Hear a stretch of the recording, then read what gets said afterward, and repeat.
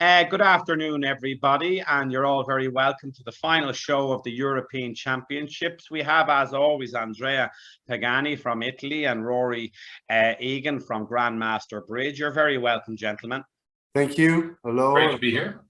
Yeah, looking forward to it. We have an absolute loads to discuss, millions of things to discuss. 4 championships, the Irish team, qualification, and the Italy saga continues on. So without further ado, we'll move on straight over to the Open.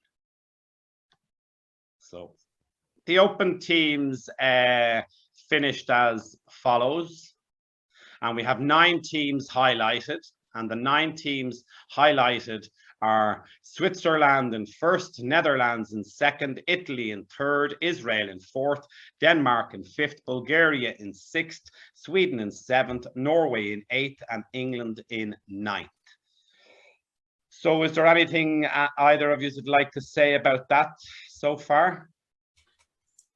Well, I think that Switzerland, I know that Andrea tipped them from the very start. I didn't realize they would be that good, and it's a phenomenal progression for them. Pierre Zimmermann now, I think he's already got 4 world titles now with Monaco, and I don't know, did he win a title with France, Andrea? He is Zimmermann. Did he ever play for France? I don't think he did. Yeah, so. I don't think he played for France. I know he made his money in Switzerland, but or in Monaco, but I just didn't realize they were that good. Well, Rory, if we just have a look at the ranking and we see from round 12 when they went into first place, it's pretty phenomenal, isn't it? Yeah, it's and the second there is really the statistical blip from the 0 where they didn't play against Italy, and Israel just went into the lead because Israel hadn't got the 0 yet. Do you know what I mean? Yeah, exactly. Yeah. So I mean that was 1-1-1 first all the way straight the way through, and the final tally was a good score as well. 13 victory points is a lot ahead of second place. Yeah, Israel we always knew would do well. England, well, we're glad that they're up there. Norway we always knew would go well. Bulgaria have a good team. There's a couple of good players on the Bulgarian team. One or two that I see regularly at North American Bridge Championships. So that doesn't surprise me, but again, a great result for them. I suppose, Andrea, you were saying just before we came on, France not making it is a surprise. France and Poland are a long way, and they're a long way short. 16th position, and well. Now, you do know that there is a possibility that 10th and 11th might make it, because in the World Championships, if there are teams from other parts of the world that can't make it, they generally give the spots to the European Bridge League. So you might find, due to COVID particularly, that there are less teams from around the world coming to Europe for the World Championships, and 10th and 11th might actually make it. So it'll be interesting to keep an eye on that. 10th will make it. Hungary are in because Italy are in third place. No. There's only 8 teams qualify from Europe. Oh, 8. Sorry. Yeah. Sorry. So they've already included. Yeah. The 19. England are the 8th European team to qualify. Yeah. Sorry. So you're no trouble at all. No trouble, easily done. Because when we click on the other groups, because Italy weren't playing in them, only 8 teams will be highlighted. So will we have a look at the Butler scores for the Open teams? Yeah. And we can see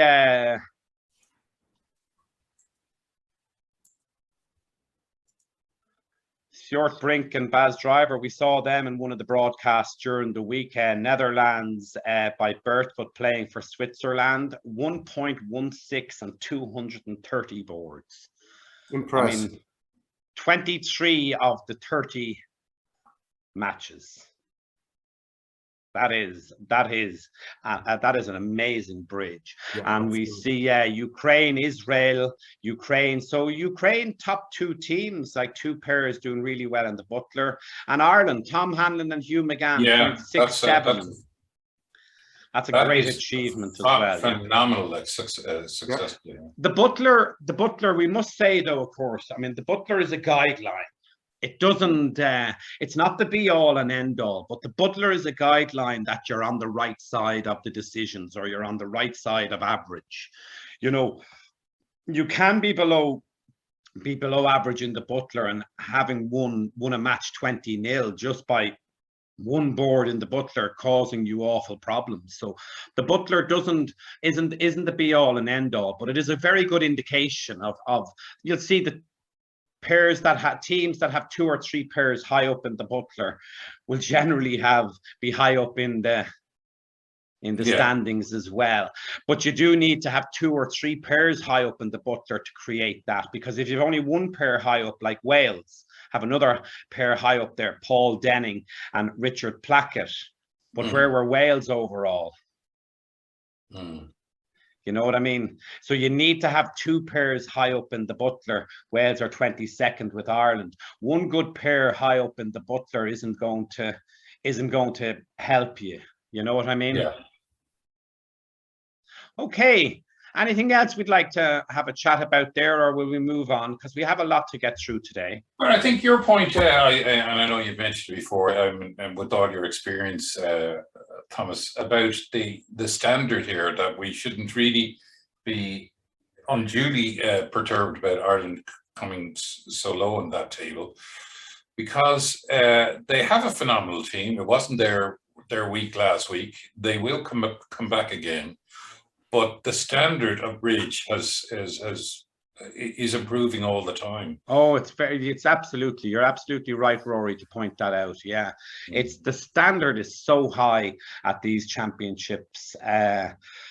Like you'd feel gutted for anybody like 10th and 11th that doesn't make it, because the standard is so high.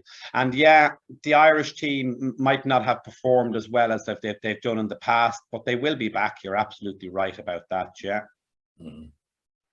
Well pointed out. Okay, we'll move on to the ladies' championships next. And again, we just have a quick look round 19, and we'll have a look at the scores. So Sweden, Poland, Russia, Turkey, France, Hungary, England, and Spain. And I remember early in the week, lads, we were talking about England. They were quite low down in the table early on in the championship, and we beat them as well. And yeah, and we did. No, that was in the mixed. I think we were looking at Rory.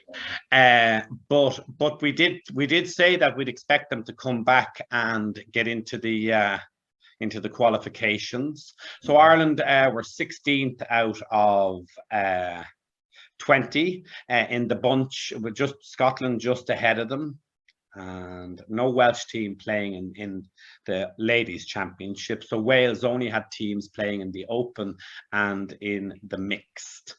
So England will be delighted. They've qualified for two of the championships, the Venice Cup and the Bermuda Bowl. Great achievement for them. No surprise with the top team, really. They've always had a very strong ladies team, the Swedish. I suppose the Netherlands, the Dutch ladies not qualifying might be a bit of a surprise. Yeah. They're generally medal contenders and strong. Germany, of course. Germany as well. Yeah. Who was playing for Germany? We must check that out in just 1 second. Okay, so the ladies, they'd only 19 rounds because 20 teams. Now we move on to the seniors. The seniors was our great hope. We exactly, yeah. They've qualified for the last 2 or 3 championships. They've qualified for the World Championships, and they'd never look. There's a bit of a gap between 14th and 15th. So, and if we look at what 8th was in, 250 to 208, it's 2 matches behind.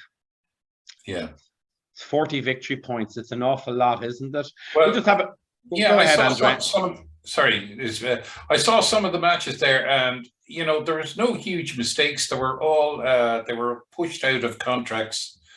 It could have gone the other way if they met another team at the same time with the same hand. Yeah, yeah. Short matches can be like that. On how many boards were the matches? The matches were only 10 boards. 10 boards, yeah. You see. So it's a bit of a sprint, isn't it? It's a bit of a sprint. Yeah. It's tricky. Now, 15th again out of 24 teams is it's just a little bit below average. 23, 230 victory points would be average, and they were on 208. So it's only 22. It's not a huge score below average, but again, we have to stress the level of all these players. If we went through and we clicked on all the players of all these teams, you'll find that an awful lot of them were professional back in the day, or at least semi-professional. Iceland, back up in qualification. That should be good. Like to see Iceland doing well. They won a world championship a few years ago, did they, lads? Iceland, I can't remember that. I hope I'm not getting mixed up with the football. That's right. It'd be interesting if you just give the background to. I'm sure a lot of people would be interested to know how they played a tournament of this caliber on Real Bridge with their with verification. I think it was a very interesting setup. Thomas, would we can actually move up, and on the EBL website, if you click, and you'll just see, I'll show you here, we'll click on Facebook, and we can just have a look at a couple of the pictures, because there's a gallery here, and if we click on one or two of the pictures, we can show you how look at that online European qualification. So you can see how people, can you see the pictures on the screen? That's right, yeah. So if we just scroll down a little bit, you can see that what happens. The teams are in a room. Well, they're effectively, the way they have them is, there's one person from each category. Yeah. So that would be, say, open, ladies, mixed, seniors, or whatever way they have it lined up, because they weren't playing the same boards. Yes. They all have earphones, and they all have a camera, and they all have screens between each other. So even if this person was looking at that person, it doesn't matter, because they're not playing the same boards. And they have 4 separate spaces spaced out, and they have an invigilator, or an independent observer from another country generally. I mean, they had to have 23 independent observers, no more, because England had 4 independent observers for each of their championships. So you can see that each country had to have a setup in a particular way. And we can just scroll down through. Yeah. And I think that is it's fantastic that they've done it that way. Is that Ranald there? No. I looked through here. I didn't see any pictures of the Irish set up on this at all. So you can just see, and there's nobody in the room, there's nobody around. That other person down here isn't in the same tournament, isn't playing the same boards. So it's all done, and you won't see the people who are checking everything, you know what I mean? Yeah. There's David Batchy from England. So you can see Team Poland there. They're in a hotel. Belgium. If you click on it, you can see lots of championships, another room somewhere else, another room somewhere else. So a great achievement for the European Bridge League, for them to get the event run online in a fair and transparent manner. Exactly, yeah. Absolutely, well done. So we had a look at the seniors. Will we have a quick look at the butler in the seniors? We better have a quick look at the butler in the ladies. We didn't do that for just 1 second, lads.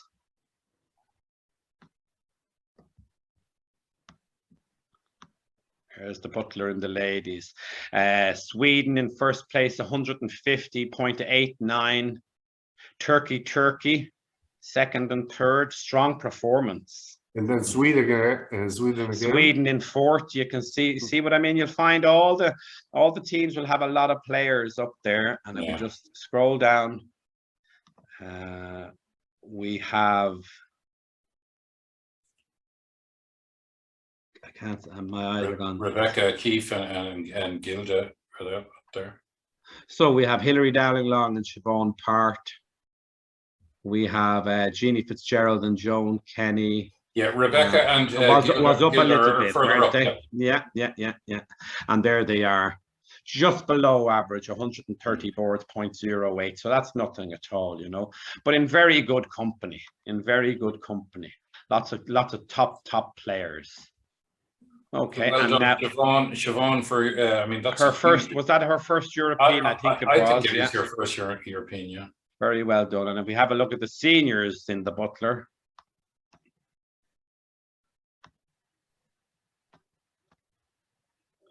There is Enda Glynn and Gay Keaveney.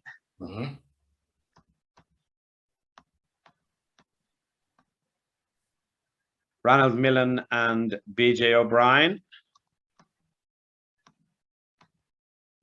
And Terry Walsh and Peter Goodman.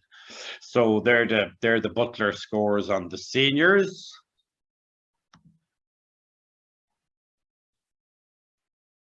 And finally, we want to have a look at the mixed. And look at the 8th, 9th, and 10th place in the mixed, gentlemen. Wouldn't it break your heart? Yeah, absolutely. I mean, one imp between Croatia and Poland. Two imps between Russia, Croatia, and Poland. Like, isn't it just absolutely? Let's just click on Poland and we'll see. On 10 board matches. Yeah, 10 board matches. Now, again, we have to stress that there is a chance that another federation or a zonal organization won't send their full complement. So Croatia could have a good chance of getting in. Russia could have a good chance of getting in as well. There could well be. They like to have, I think, 22 teams or 24 teams in each of the in all of the categories. So if there's somewhere like the Central American and Caribbean zone doesn't send a team, or one of the bigger zones doesn't send a team, well then they'll get in. But it's huge, isn't it? Over 210 boards. Yeah. An overtrick. So gutted for Croatia. Ireland finished in 19th of 21. England finished in 20th, and we'll just have a quick click on the Butlers to finish it out. So France are leading. France again there. See, France nearly have 3 in the top 10.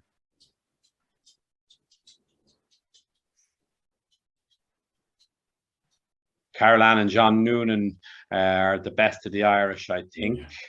Minus 0.23. Michael McAuliffe and Sandra Newell aren't too far behind. And David Walsh and Louise Mitchell. Now, there's a bit of a difference in the board, so maybe somebody wasn't well. 90 boards as opposed to 140, as opposed to 160. A little bit unbalanced, so maybe somebody wasn't well. Do you know what I mean? Yeah.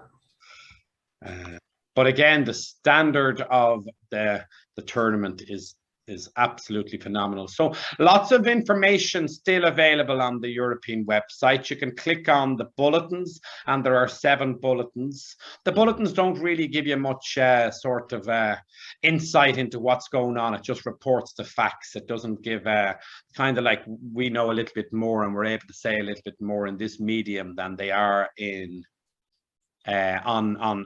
print. Yeah. And I don't think they're allowed to say much either. Another very good website to check up on, gentlemen, would be Bridge Winners. Bridge Winners is an excellent website to keep abreast of stuff. Now, Bridge Winners would have a fairly ACBL American slant, and another excellent website to keep an eye on is the Neapolitan Club. They have a full list of all the incidences and all the letters and correspondence in relation to the Italian or the non-play of the Italian matches. And I suppose now is as good a time as any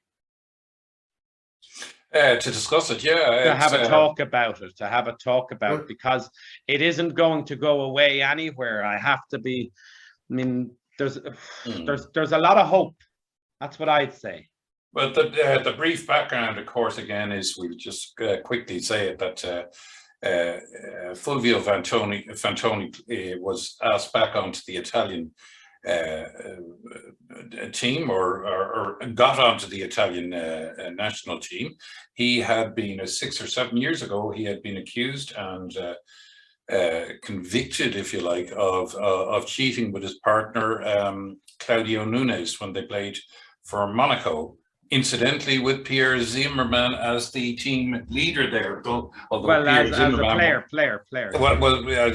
Zimmermann wasn't implicated at all in the cheating game. No, of course not. But once he was given his sanction, which was 3 years by the Italian Federation and 5 years by the EBL, or the other way around, was it? Not sure, but it was. But anyway, he's been 5 years out of playing bridge, and then he was put forward as part of the Italian team, and incredibly the rest of the teams in this particular championship refused to play the Italian team because he was on it. Well, and that's the background. Yeah, but just to interject, Rory, they appealed their conviction to CAS, which is the court arbitration, the sport, I think, and that is the nub of the issue. So you could look at it two different ways. You could look at it technically that he's entitled to play because due process was followed, and the European Bridge League are bound, and the WBF are trying to become a sport, so they're bound by the CAS.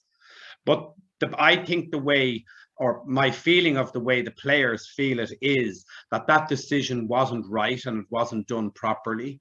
And I was reading an article on it, and it actually said in the decision, while they were acquitted, they did not determine innocence or guilt in the actual crime. It was just the due process was unfair. It was that the burden of proof wasn't enough, I think. And the decision in CAS was a split decision as well. That's right. Yeah. It was 2-1. So I think that's the because there's a lot of the Italian Federation, the Italian Pescara Federation have put up, and the captain, non-playing captain, have put up some very strongly worded letters. Yeah. And that's what's interesting. I mean, that's what we have. That's what I want you to think about, or want to try to come up with what we predict what's going to happen, or just none of us are involved in federations. We're not involved internationally in playing in these tournaments. So how are they going to cope? Are the World Championships going to go ahead in Italy? Are the teams going to play? Can Fantoni get selected? What will happen with the rest of the world? What do you think? Well, I'll let Andrea have a crack at that. I have no idea, really. I have no idea. I don't know, because this is a very delicate matter. What did they decide? I mean, what the laws say about this? I think technically Fantoni and Italy are correct. Yes. Technically, I say that because on any scale that you look at it, either he's served his full ban, which he has, or as Thomas has said, he has got a split decision in favor of him from the Court of Arbitration in Sport. So on either of those fronts, the Italian Federation would be entitled to pick him for the Italian team. So I don't think they've done anything wrong. How could they refuse? Well, if according to the laws, he can play. Well, well, okay. Well, I'll tell you how. that- I'll tell you how you refuse. I mean, if you have somebody working for you, right, and they rob you, well, you're not going to put them in charge of the tills, are you? No, no. Right. So, I mean, you see, I think a lot of people are saying, well, he's entitled to play, right, and you can't stop him. Well, I don't agree with that. He can play bridge. He's allowed to play bridge, but why is he allowed to play international bridge? Yeah. Why is he I allowed think to play international bridge? if you go back into the that's the point of having a ban for a period of time. I mean, being suspended by otherwise you can ban if you're entitled to play in your country tournaments and. Well, no, sorry, you can be allowed to play in your country tournaments, but not play for your country. There's a difference.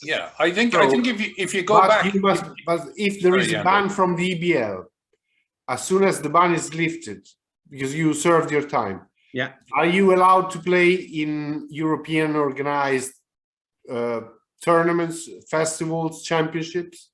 Well, yeah, but what's the point of having a ban? No, hold on. The point of having a ban is the European championships and the world championships and the zonal championships are the pinnacle of bridge. Okay, the pinnacle of representative bridge in the world. Okay, now North American Bridge Championships are the pinnacle for festivals of bridge, is what I'd call it. But why should you allow somebody who has done what he has done in the past represent his country? He's allowed to play bridge, but not represent his country. You need to change the laws. I understand, but how that's do you the point of this? No, that's well, the point Andrea, of can I come in here for a second? Let's go to strike. Yeah, boycott. If you look at probably the greatest scandal in bridge before this, which was Terence Rees and Shapiro, who played for England and were caught cheating out in was it Argentina? Buenos Aires. The Buenos Aires affair. Yeah, Buenos Aires Yeah, affair. yeah. And they were adjudged when they came back home. A senior High Court judge was appointed to look into the whole thing, and of course they refused to pay the expenses of the people who actually caught them cheating, which were the American, I think it was Helen, what's her name, caught them. The American team anyway caught them, and the English captain of the team agreed at the time in Buenos Aires. But they come over to back to England and they have a big inquiry, and an English High Court judge ruled that there wasn't sufficient evidence, and they got off. But they were never picked for the English team again, never. Yeah, and they played bridge wherever they were allowed. Yeah, because the non-playing captain probably was in charge of picking the well, the non-playing captain never captained again, and he was virtually boycotted by the rest of the British people because the scandal. That's fine. That's how boycotting works. Strikes work. This is how you react. But this is meant for changing the laws. Otherwise, there's no point. You must change the laws. If you don't like the way it is now, you must change it. And that's a good way, because the EBL, I wonder what can they do against 30 teams? How many, Thomas, exactly? 30 countries. 30 out of 30. How can you cope with such a behavior? You can't penalize all of them. It's I think they will try and get everybody who has qualified to sign something that they will not boycott any team before they play in the World Championships. That's what I would be advising the EBA. And what if they refuse? If they refuse the 8, yeah, that would be a very interesting thing. And then they go down to the next 8 and they refuse, and they go down to the next 8 and well, they I think refuse. if the top 8 refuse, I think the rest will refuse. I think. You see what I mean? So yeah. So, but this should be easy to handle, because the EBL is supposed to take care of the European activities of the MBOs of the countries. If the countries, the representatives of the country, don't like the way their things are handled, the EBL must change it. But if that's the case, they must change the laws. But hold on. If by that argument, right? Why wasn't anything done before now? Because the players don't have control of NBOs. The NBOs are run by amateurs. Most of them are like they might have professional staff. Lots of MBOs have professional staff, but most of the committees and most of that sort of business is being done by people who aren't being paid or aren't being professional in most of the small NBOs. And do any of the NBOs, apart from England, France, Germany, big ones, have paid staff, full-time paid employees? I don't think there's much of that. So it's each country has to come to a united position, and I think that's one of the reasons why it's very difficult to get change in the EBL, because you can't get a united position with which to, what's the word, is it coalesce, Rory, around? Yeah, coalesce, yeah, coalesce around. But I think this might do it. I think this might be the issue to get it. You know that, Andrea. Italy has a professional staff. Ireland has a professional staff.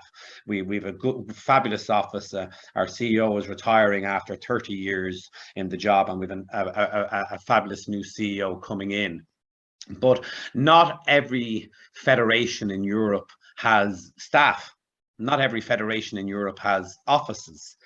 So they're all being done voluntarily, and they're all being done with small resources. So the players aren't running the federations. You see my point? My point is representation. You must be represented by someone. If you're a player, you must have someone that represents. Yeah, we have a vote. We have somebody who goes to the EBL. Yeah. If you are an MBO, you must have someone within the EBL, and so on. So you must have someone that represents you. That if you have a will, if you have a need, they must be able to provide, or to. I don't think it works like that. I think that's the way it's supposed to work. I think that's the way you'd like it to work, but I don't think it works like that. I don't think the EBL is run from the bottom up. Sorry, I think the EBL is run from the top down. That's the way I think it is, and the WBF the same.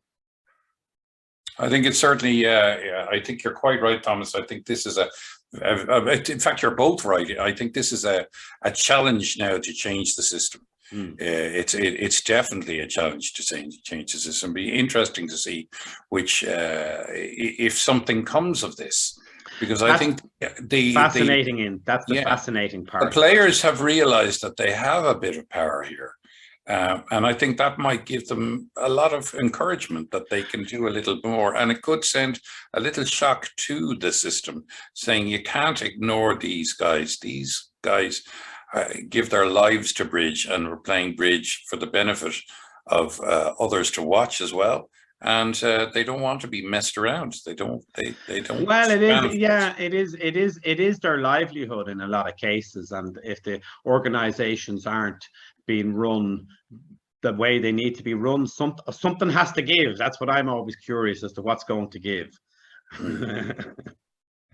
It's been a long time. I mean, the EBL has changed and transformed, by the way. They've really made good progress in terms of tournaments and staging them and costs and things like that.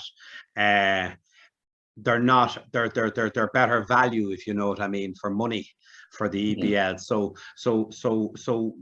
that has to be recognised. The tournament, junior tournament that I was captain a couple of years ago with the Irish team was in Norway, and it was a fabulously run event. I was very pleased when the speeches were less than an hour, because normally they'd be about 6.5 hours. So and all the young players had even though it was very expensive, we were looked after very well in terms of where we were and the playing conditions and accommodation, and it was a lovely country, Norway. So they have made changes. They have made changes, and hopefully they'll make changes again. Is there anything else you'd like to say before we finish up, gentlemen? No, I thought it was I thought it was a fascinating competition. I really enjoyed it. I love the analysis of your guys on that. You guys with the hands. I thought it was very, very interesting, and I really enjoyed being part of it. Thanks, Thomas. No trouble. It was an idea I had when it came on, and I was delighted to be able to ask you two guys to come on with me. If a few other people wanted to come on, we would have let them, but there weren't many people. They were all playing bridge rather than watching us talking about them playing bridge. But maybe over the season we might do one or two more. Something might come of it, and we might get BJ on as tell us his. Yeah, we might get a couple of guests on and have a discussion over the season. All right. Yeah. Listen, thanks very much, gentlemen. Thank you, Thomas. Thank you very much, Thomas. Bye-bye, Rory. Bye-bye, Andrea. Good to see you. Bye-bye.